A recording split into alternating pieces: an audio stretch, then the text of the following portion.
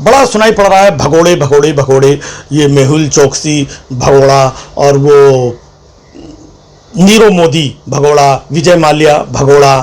नहीं यार, प्लीज़ ऐसा मत करो। ये लोग भगोड़े नहीं हैं, इनको भगोड़ा कह के इनका अपमान मत करो यार। ये भगोड़े नहीं हैं, ये लुटेरे हैं। इन्होंने यहां से लूट लूट करके यहां से गायब हुए हैं। इनको भगोड़ा मत बोलो। भगोड़ा क्या होता है वो मैं आपको बता रहा हूं कि भगोड़ा कौन होता है।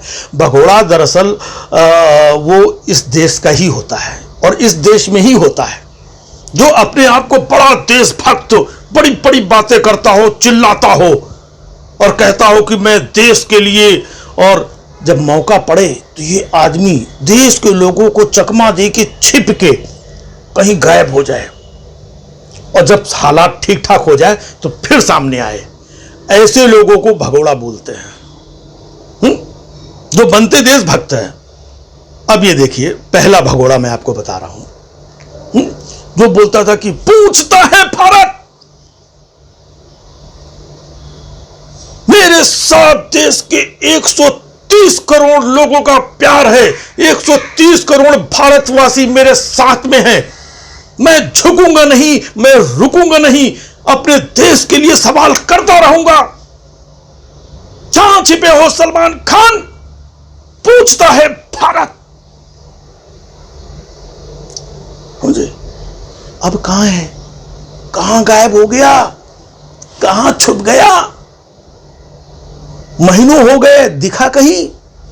पूरे देश में त्राही त्राही हो गई, ऑक्सीजन की कमी, बेड की कमी, हॉस्पिटल, लोग कहां कहां एक दूसरे की मदद कर रहे हैं, कहां कहां नाक रगड़ रहे हैं, किसके किसके पास जा रहे हैं, कौन कौन लोग कैसे कैसे मदद कर रहे हैं, कौन सोनू सूद, कहीं कुमार विश्वास, कहीं श्रीनिवास, कहीं और बहुत सारे लोग, सब निकल करके सामने आए।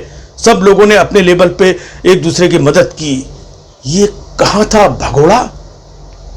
तो असली भगोड़ा ये है जो बोलता रहा कि 130 करोड़ लोग मेरे साथ में हैं, मैं देश के लिए लड़ता रहूंगा, देश के लिए सवाल पूछता रहूंगा। और जब देश को समस्या आई, परेशानी आई, तो ये गायब, अपने चिंटू पिंटू के सहारे चैनल छोड़ करके फरार हो गया। बोलता क्या था? पूछता है भारत। ये एक नंबर का झूठा आदमी है।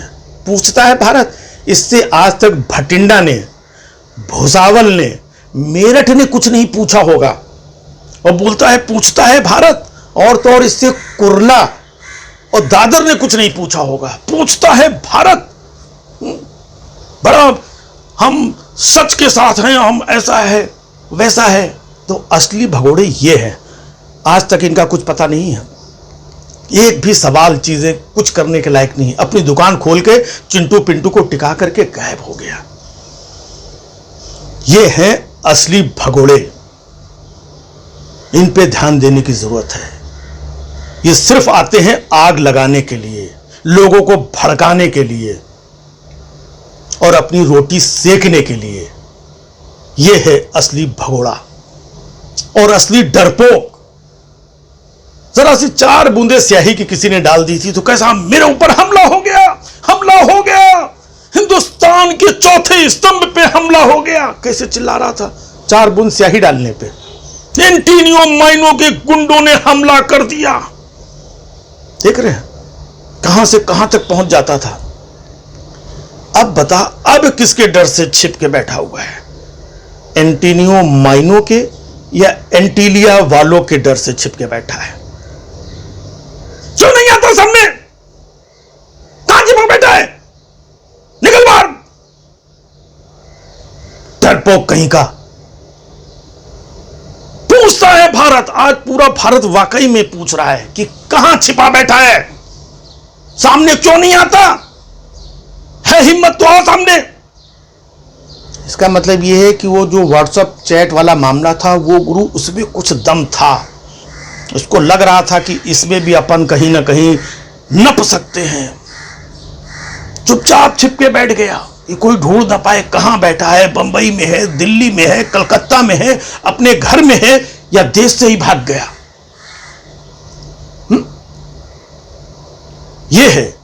ये डरपोक जो चिल्लाता था कि पूछता है भारत, मैं डरता नहीं हूं, जब जेल से बाहर छूटा था कैसे कार के अंदर खुली छत के ऊपर दोनों हाथ ऐसे करके भारत माता की, ऐसा लग रहा था कि ये भगत सिंह है जो असेंबली में बम फोड़ करके आया है, भारत माता की, इतना बड़ा देशभक्त बनना था। तो भाइयों ये जहरीले लोग हैं, ये आग उगलने वाले लोग हैं, ये आग फैलाने वाले लोग हैं। मौका देख करके ये आग फैलाते हैं, देशवासियों को भड़काते हैं, और जब देश को जरूरत पड़ती है तो ये गायब हो जाते हैं। देशभक्ति का चोला ओढ़ करके असली देश के समाज के दुश्मन ये हैं, पहचानो इन्हें। ढूंढता है भारत, किधर छिपा है, निकल बाहर। अगर आपने अभी तक सनराइज समाचार को सब्सक्राइब नहीं किया है तो सनराइज समाचार को सब्सक्राइब कीजिए और बेल आइकन को भी दबा दीजिए ताकि आप हमारे आने वाली वीडियो का नोटिफिकेशन सबसे पहले पा सकें।